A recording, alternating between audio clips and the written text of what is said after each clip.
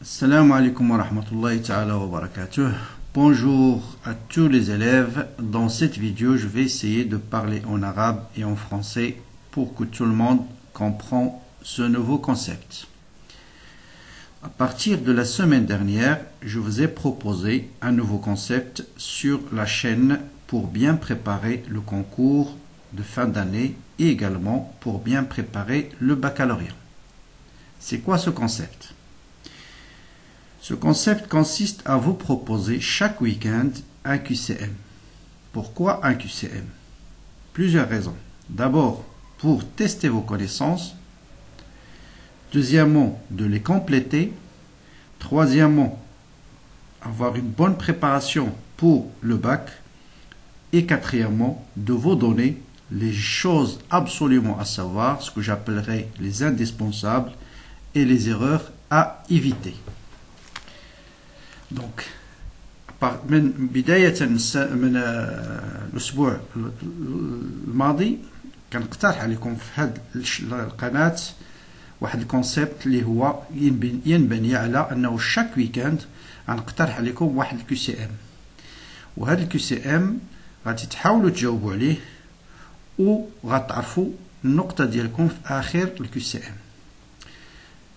كثير من الطلبات اتصلوا بيا ما عرفوش كيفاش يعمروا الكي سي ام. دونك اول حاجه غنشرح لكم comment remplir le QCM. Donc je vais vous expliquer comment répondre à ce QCM. Vous lisez les questions. Chaque question, vous allez noter votre bonne réponse. Question A, réponse A par exemple. Question B, réponse C. Et à la fin de la vidéo, vous allez dans la description de la vidéo. Voilà, donc vous allez dans la description de la vidéo. Il y a la description de la vidéo كتكون هنا عندكم un lien هنا، un lien. Vous allez cliquer على هذا le lien. Voilà, je clique. Et voilà, le QCM va s'afficher. وأنا غادي نعمر. Vous allez remplir le QCM. Par exemple, la question 1, vous avez choisi la réponse B. Question 2, vous avez choisi la réponse D, et ainsi de suite. Jusqu'à remplir tout le QCM. À la fin, vous allez appuyer sur Submit. Appuyer على Submit. اش غيعطيني لو سكور ديالي شحال. هو ملي كنوريك على لو سكور غادي نشوف شنو هما les réponses qui sont bonnes, les réponses qui sont mauvaises. Les réponses qui sont bonnes غادي نوطيهم, les réponses qui sont mauvaises غادي نحاول نعاود ثاني une deuxième fois. Cliquez sur le lien et essayez de choisir d'autres réponses jusqu'à avoir 100% bien la note maximale. Comme ça, vous allez tester vous-même, vous allez vous exercer, وغتحاولوا نتوما بنفسكم تلقاو la bonne réponse. Bien sûr, je vais vous donner le maximum de choses pour arriver à la solution. Donc, j'espère qu'il y a de plus en plus d'élèves qui vont embarquer dans ce train. On est à l'arrêt numéro 2. Bon, j'espère que dans l'arrêt numéro 2, le nombre de passagers va être plus important que l'arrêt numéro 1, sinon le train va s'arrêter. D'accord? Bon, avant de vous donner les questions de ce QCM, je vais rappeler quelque chose d'important, ce que j'appellerai les indispensables. Et dans chaque vidéo, je vais vous donner quelques notions qu'il faut absolument savoir, qui sont bien sûr en liaison avec les QCM que je vais vous proposer. Je vais faire un petit complément sur ce que j'appelle le pourcentage massique. Donc il y a plusieurs exercices dans les concours précédents qui introduisent cette notion de pourcentage massique et qui n'apparaît pas beaucoup dans les examens du baccalauréat. Et en particulier, on va montrer ces formules-là. Donc concentration massique, c'est le pourcentage massique fois 10 fois D. Concentration molaire, c'est P fois 10 fois D sur la masse molaire. Mais d'autres formules utilisent P fois 1000 fois D ou bien pourcentage massique fois 1000 fois D sur la masse molaire. Je vais vous expliquer les deux relations. Bien. D'abord, vous savez tous que le nombre de moles, كمية المادة, عندها ثلاثة les formules, la masse divisée par la masse molaire, si on travaille en solide, ou les liquides, le volume divisé par le volume molaire, ولا العلاقة اللي كنستعملو في النوكليير le nombre de mol divisé par le nombre de noyaux pardon divisé par le nombre d'Avogadro. Bien.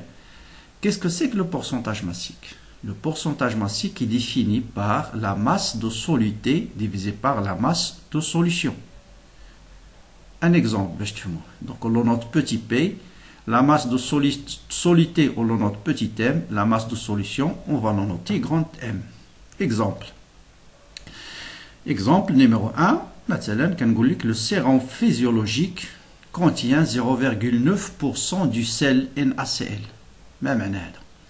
يعني إلا خدينا 100 غرام ديال لو سيروم فيها 0.9 غرام ديال NaCl. إذا لو بورسونتاج ماسيك هي 9 sur 100 اللي هي Donc je disais, le sérum physiologique, quand on vous dit le sérum contient 0,9% de NaCl, le pourcentage massique est 0,9 divisé par 100. 100 grammes de sérum, شحال فيها من NaCl فيها 0.9. نكتبوه إما 0,9 divisé par 100 ou bien 0,9% ou bien 0,009. D'accord? مثال ثاني, on vous dit l'eau de mer, ماء البحر يحتوي chaque 15 kg d'eau contient 0,5 kg de NaCl. خدينا 15 kg من ماء البحر غادي نستخرجوا منها 0.5 kg من الملح. شنو هو البورسونتاج ماسيك؟ هو 0.5 مقسوم على 15 اللي هو 0.03 أو 3%. إذا نكتبوه إما 3% إما 0.03. هذا هو المعنى ديال لو بورسونتاج ماسيك. Maintenant, ما هي العلاقة بين البورسونتاج ماسيك concentration massique? D'abord, je vous rappelle شنو هي la concentration massique. هي la masse divisée par le volume de solution. Masse de soluté divisée par le volume de la solution. شنو هي العلاقة بين la masse et le pourcentage massique? On vient de le dire, la masse de soluté, il y a le pourcentage massique fois la masse de solution. C'est quoi la concentration massique? Il y a la masse divisée par le volume de la solution. غادي نعوض la masse le pourcentage massique fois la masse de solution. La masse de solution divisée par le volume de la solution هو la masse volumique. Masse volumique de la solution. دائما في البورسونتاج ماسيك كنهضروا على la densité. La densité du liquide on les définit par rapport à l'eau. كتعرفوا بأن الماء كيلوغرام من الماء لتر من الماء الوزن ديالو هو كيلوغرام.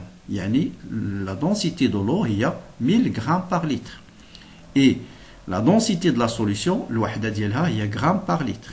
إذن شنو هي la densité؟ La densité ما عندهاش الوحدة هي rho de la solution par rapport à rho de l'eau. Donc je remplace هاد rho de la solution هنايا par la densité fois rho de l'eau. كتعطينا la concentration massique هي P fois D fois rho de l'eau هي 1000. Donc voilà l'expression de la concentration massique. Il y a un تمرين فيه le pourcentage massique et tu veux calculer, déterminer la concentration massique, tout de suite P fois 1000 fois D, il y a l'expression à utiliser. Maintenant, concentration molaire. Donc concentration molaire, bien sûr, il y a le nombre de moles divisé par le volume de la solution. Le nombre de moles, c'est la masse divisée par la masse molaire. Or, la masse divisée par le volume de la solution, il y a la concentration massique divisée par la masse molaire. Je pense que tout le monde qui a fait de la concentration molaire, c'est la concentration massique divisée par la masse molaire. Et dans la concentration massique de P fois 1000 fois D, on le l'علاقة بين la concentration massique et le pourcentage massique. La concentration molaire et le pourcentage massique. Il y a P fois 1000 fois D sur la masse molaire. في بعض الكتب كتلقاو علاقة أخرين هنا. À la place de 1000 كتلقاو 10. شنو هو الفرق؟ الفرق هو هذا. Des fois, on définit le pourcentage massique ou la masse de soluté divisée par la masse de solution. Des fois, il y a la masse de soluté divisée par la masse de solution multipliée par 100. Il a défini là le pourcentage massique avec cette définition. Il a dit que P fois 10 fois D. Ou concentration molaire, que P fois 10 fois D sur la masse molaire. Exemple. Un exercice, maintenant, le pourcentage massique est 25%. Si vous travaillez avec P اللي هو 25% هو 0.25 هذه العلاقة اللي غتستعملوا P fois 1000 fois D sur masse molaire بالنسبة للكونسنتراسيون مولير وماسيك P fois 1000 fois D. إلا خدمتو ب P هي 25 شتو هي كتعطيك P هي 25% fois 100 كتعطينا 25. دونك إلا خدمنا ملي كيقول لك مثلا pourcentage massique c'est 25%. Ou dans l'application numérique, tu prends P égale à 25, كتستعمل P égale à 25, كتستعمل هذه 0.25 fois 1000 كتعطيك 250 و 25 fois 10 كتعطيك 250. إذا نفس العلاقات. دونك ملي كتشوفوا هذه العلاقة سي ماسيك هي P fois 10 fois D, راه la définition du pourcentage massique هي la masse de solidité divisée par la masse de solution fois 100. يعني ملي كيقول لك un pourcentage massique de 25%. في هذه العلاقات غتعوض بي ب 25. هنا ملي كتخدم 1000 فوا دي ملي كيقول لك 25% راه تعوض بي ب 0.25. سي كلير. دونك هذه النقطة غنحيدوها اون فوا بور توت. هادو علاقات مهمين. غادي نعطيكم تمارين ديال دي كيو سي ام ديال لي كونكور القدام اللي معطيه فيهم هاد لي كيستيون حول البورسونتاج ماسيك توتال. Donc, c'est des formules à retenir une fois pour toutes et de savoir les appliquer. Bien. ثاني حاجة غادي نذكر هي عملية تخفيف la dilution. نشرح شنو هي المعنى de la dilution, comment on fait une dilution. Quand est-ce qu'on utilise la dilution في الدوزاج مثلا pour doser une solution très concentrée. ما غاديش ندوزيو la solution très concentrée لأنه غتحتاج لينا كمية كثيرة من la base. Donc, on va d'abord la diluer. Ensuite, on va mesurer sa concentration. Même la dilution. Maintenant, on veut diluer une solution 100 fois. La solution d'acide chlorhydrique, HCl. Je vais obtenir à la fin une solution qui est diluée 100 fois. Comment faire? Je prends 1% de cette solution. 1%. Je vais le diluer 100 fois. 1%. وغنزيد عليه 99% d'eau. وبهذا غنحصل على واحد لا سوليسيون ديلوي 100 فوا. كيف اشنا العلاقه بين لا كونسونطراسيون دو ديبار اي لا كونسونطراسيون فينال. كيفاش نديمونطريوها؟ هاد ملي كنحيد هنا 1% كون جونليف 1% شحال بقى عندي؟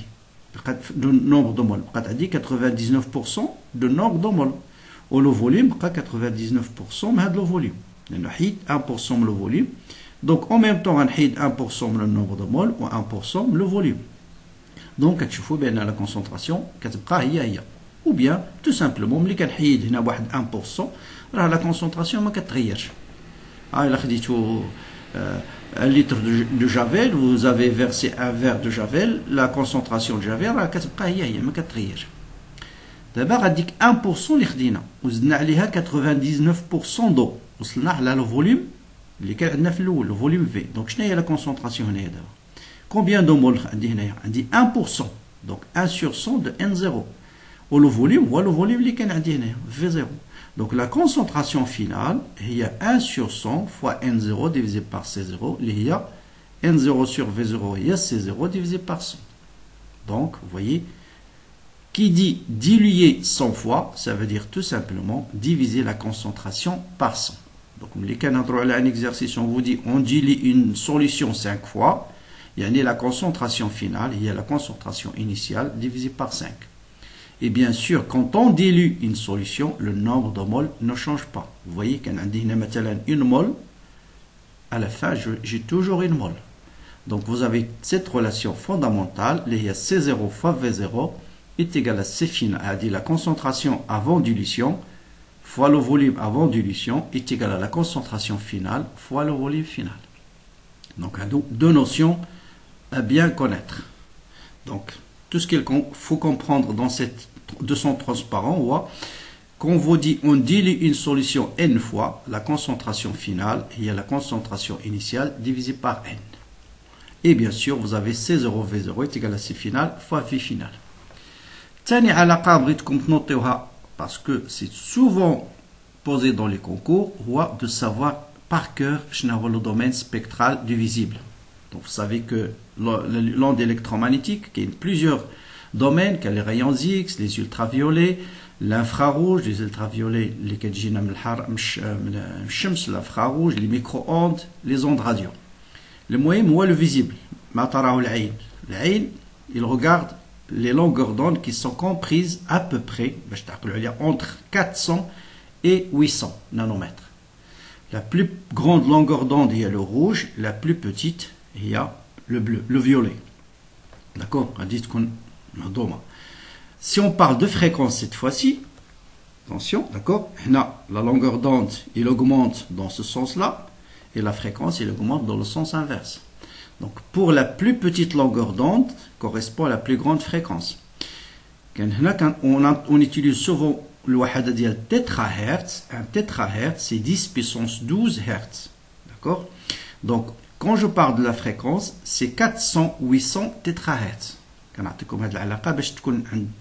Pour se rappeler facilement, longueur d'onde, c'est, on va dire ici 400-800 tétrahertz et lambda 400-800 nanomètres. Donc vous voyez, c'est toujours le domaine 400-800, sauf pour les longueurs d'onde, c'est en nanomètres, pour les hertz, pour les fréquences, c'est en 10 puissance 12 hertz, c'est-à-dire tétrahertz.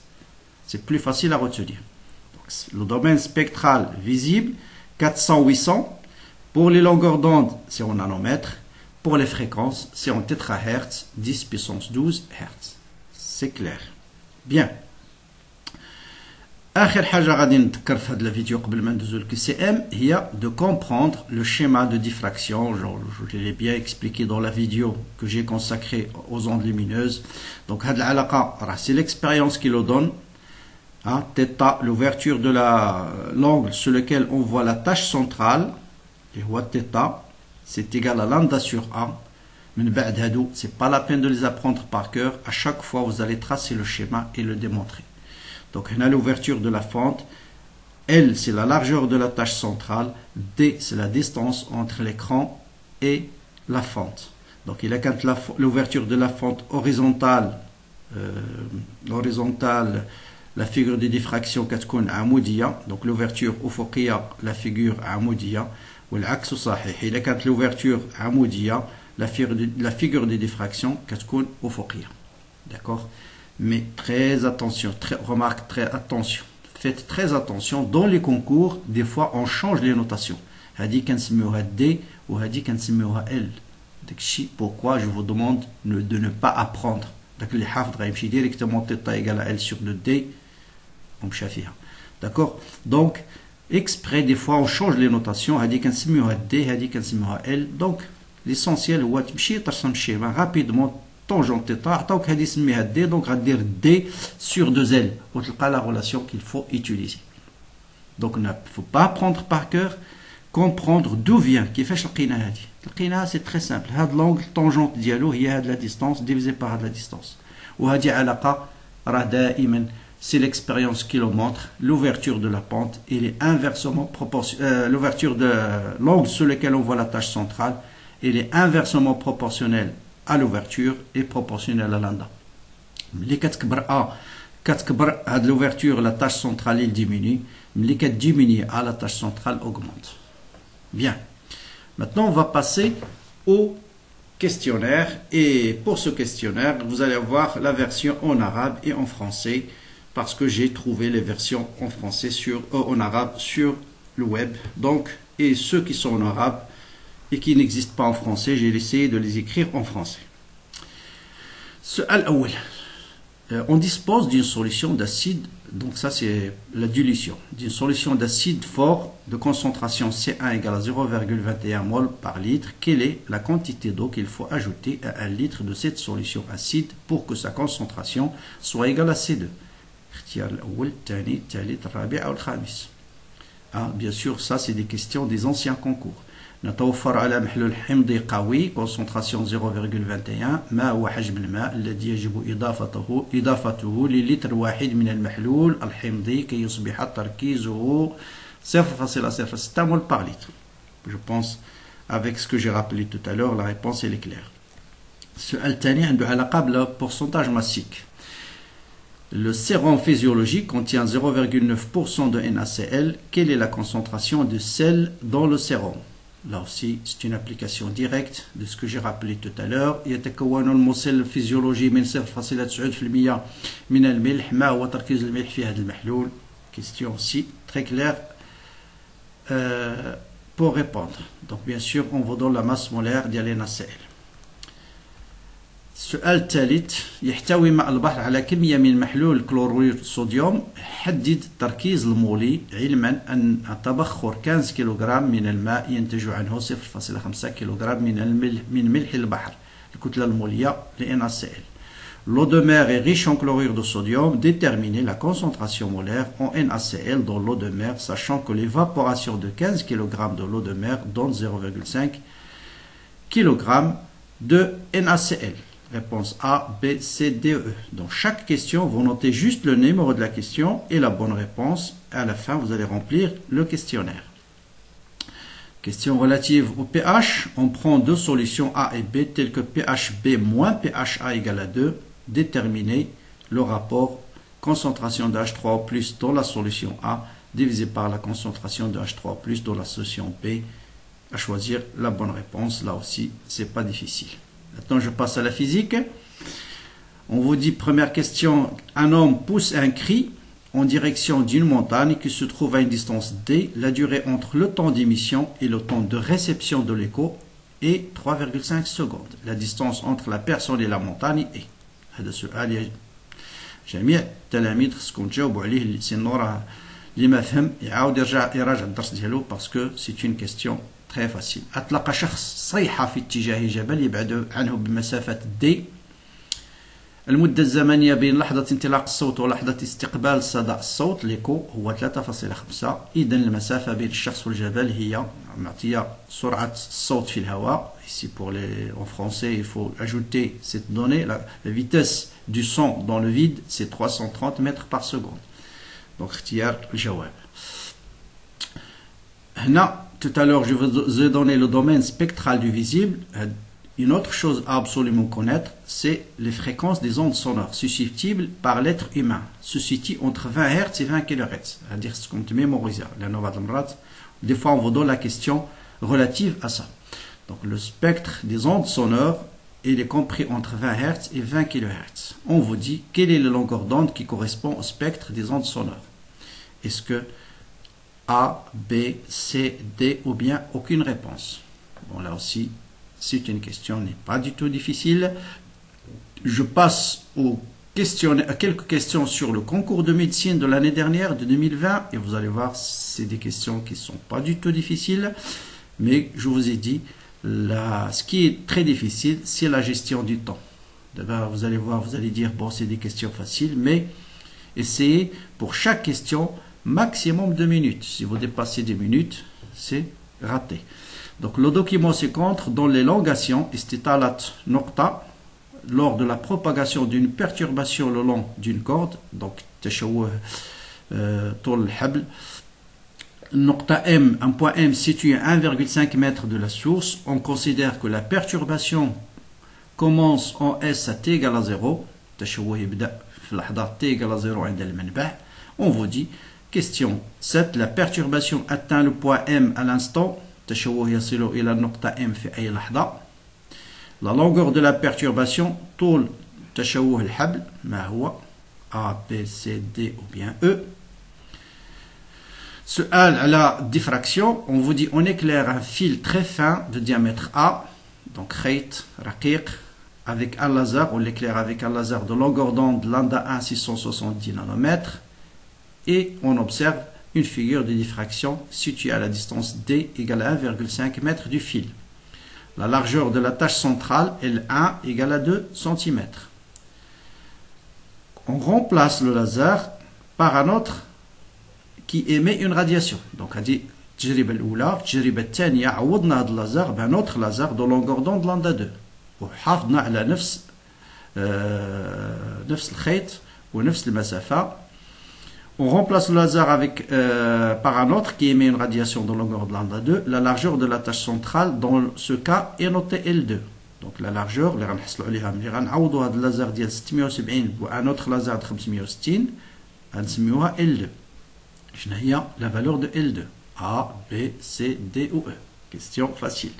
On peut ajouter ici est-ce que la fente elle est verticale ou la horizontale. Bien sûr, là, بما أن la figure de diffraction elle est horizontale, la fente elle est verticale. Donc pour les deux radiations, l'écart le plus grand est.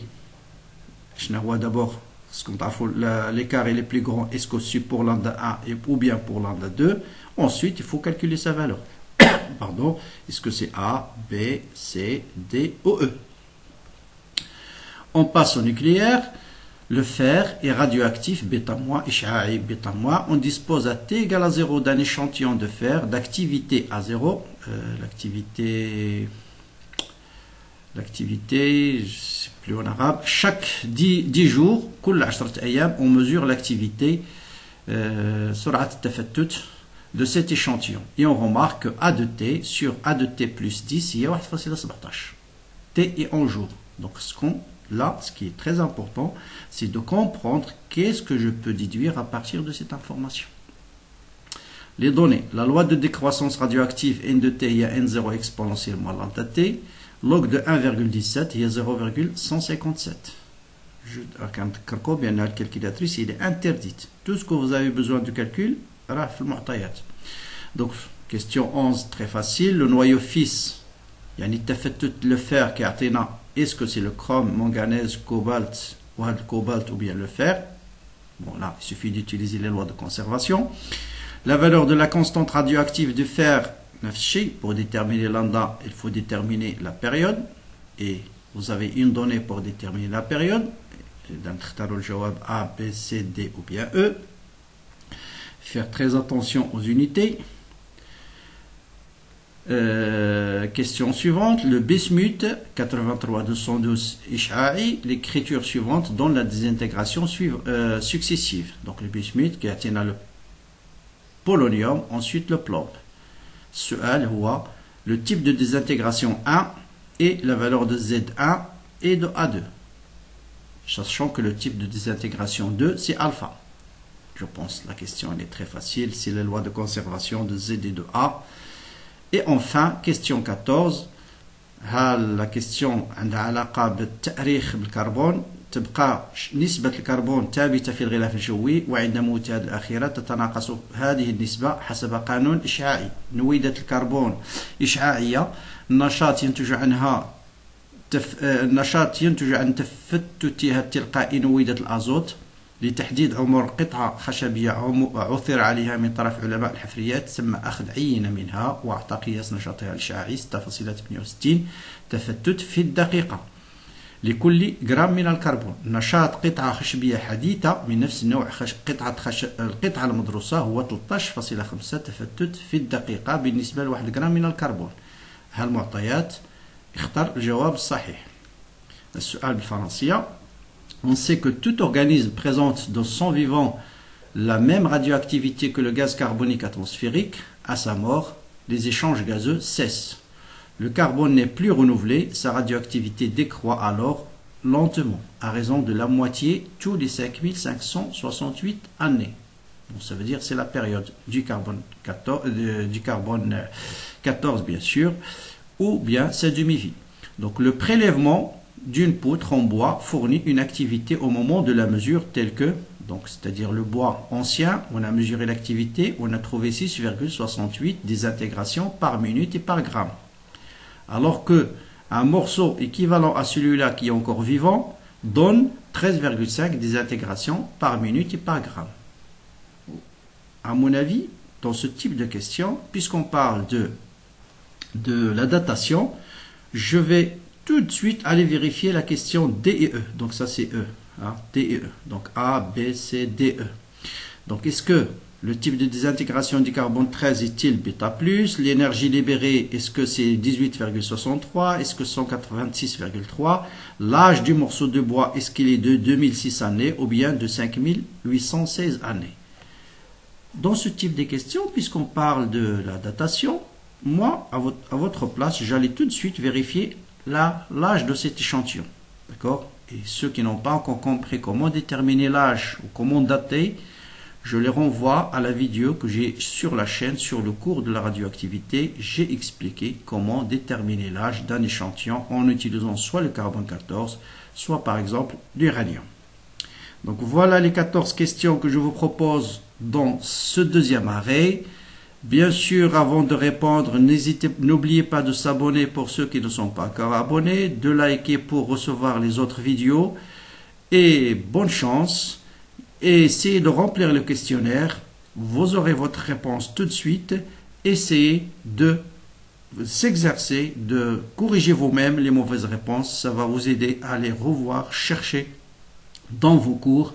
Et c'est ça le but de CQCM, c'est de vous faire travailler. C'est pas la peine de vous donner tout de suite la solution, ça sert à rien. Donc je vous ai donné l'essentiel dont vous aurez besoin. À vous de travailler maintenant. J'espère qu'il y aura beaucoup d'élèves qui vont arriver à la note maximale dans ce questionnaire. Bonne chance, bonne continuation et au prochain arrêt la semaine prochaine.